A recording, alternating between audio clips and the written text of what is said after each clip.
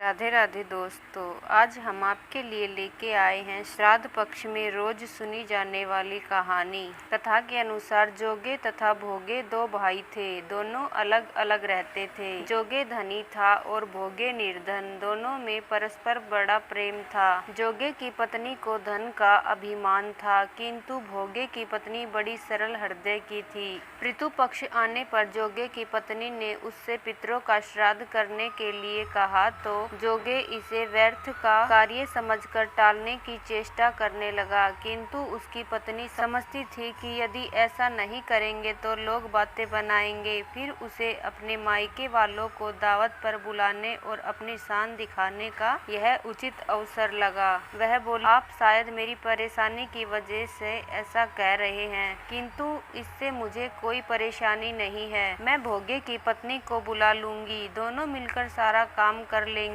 फिर उसने जोगे को अपने पीहर न्योता देने के लिए भेज दिया। दूसरे दिन उसके बुलाने पर भोगे की पत्नी सुबह सवेरे आकर काम में जुट गई। उसने रसोई तैयार की, अनेक पकवान बनाए, फिर सभी काम निपटाकर अपने घर आ गई। आखिर उसे भी तो पितरों को श्राद्ध तर्पण करना था। इस अवसर पर न जोगे की पत्नी ने उसे रोका न वह रुकी। शीघ्र ही दोपहर हो गई। पितर भूमि पर उतरे। जोगे भोगे के पितर पहले जोगे के यहाँ गए तो क्या देखते हैं कि उसके ससुराल वाले वहाँ भोजन पर जुटे हुए हैं। निराश होकर वे भोगे के यहाँ गए। वहाँ क्या था, मात्र पितरों के नाम पर अगियारी दे दी गई थी। पितरों ने उसकी राख चाटी और भूखे ही नदी के तट पर जा पहुँचे। थोड़ी देर में सारे पितर इकट्ठे हो गए और अपने अपने यहाँ के श्राद्ध की बड़ाई करने लगे। जोगे भोगे के पितरों ने भी अपनी आप बीती सुनाई। फिर वे सोचने लगे, अगर भोगे समर्थ होता तो शायद उन्हें भूखा न रहना पड़ता, मगर भोगे के घर में तो 2 जून की रोटी भी खाने को नहीं थी। यही सोचकर उन्हें भोगे पर दया आ गई। अचानक वे नाच नाच कर गाने लगे, भोगे के घर धन हो जाए, भोगे के घर धन हो जाए। सांझ होने को हुई। भोगे के बच्चों को कुछ भी खाने को नहीं मिला था। उन्होंने माँ से कहा, भूख लगी है। तब उन्हें टालने की गरज से भोगे की पत्नी ने कहा, जाओ, आंगन में ओधी रखी है, उसे जाकर खोल लो और जो कुछ मिले बांट कर खा लेना। बच्चे वहां पहुंचे तो क्या देखते हैं कि होदी मोहरों से भरी पड़ी है। वे दौड़े दौड़े माँ के पास पहुंचे और उसे सारी बातें बताई। आंगन में आकर भोगे की पत्नी ने यह सब कुछ देखा तो वह भी हैरान रह गई। इसी प्रकार भोगे भी धनी हो गया, मगर धन पाकर वह घमंडी नहीं हुआ। दूसरे साल का पितृ पक्ष आया। श्राद्ध के दिन भोगे की स्त्री ने 56 प्रकार के व्यंजन बनाए, ब्राह्मणों को बुलाकर श्राद्ध किया, भोजन कराया, दक्षिणा दी। जेठ जिठानी को सोने चांदी के बर्तनों में भोजन कराया। इससे पितृ बड़े प्रसन्न हुए तथा तृप्त हो गए। उसके पितरों ने उसे सदा खुश रहने का आशीर्वाद दिया और वहां से चले गए।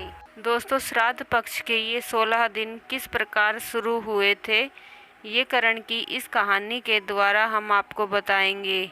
श्राद्ध पर्व पर यह कथा अधिकांश क्षेत्रों में सुनाई जाती है। कथा के अनुसार महाभारत के दौरान कर्ण की मृत्यु हो जाने के बाद जब उनकी आत्मा स्वर्ग में पहुंची तो उन्हें बहुत सारा सोना और गहने दिए गए। कर्ण की आत्मा को कुछ समझ नहीं आया, वह तो आहार तलाश रहे थे। उन्होंने देवता इंद्र से पूछा कि उन्हें भोजन की जगह सोना क्यों दिया गया। तब देवता इंद्र ने कर्ण को बताया कि उसने अपने जीवित रहते हुए पूरा जीवन सोना दान किया, लेकिन अपने पूर्वजों को कभी भी खाना दान नहीं किया। तब कर्ण ने इंद्र से कहा, उन्हें यह ज्ञात नहीं था कि उनके पूर्वज कौन थे और इसी वजह से वह कभी उन्हें कुछ दान नहीं कर सके।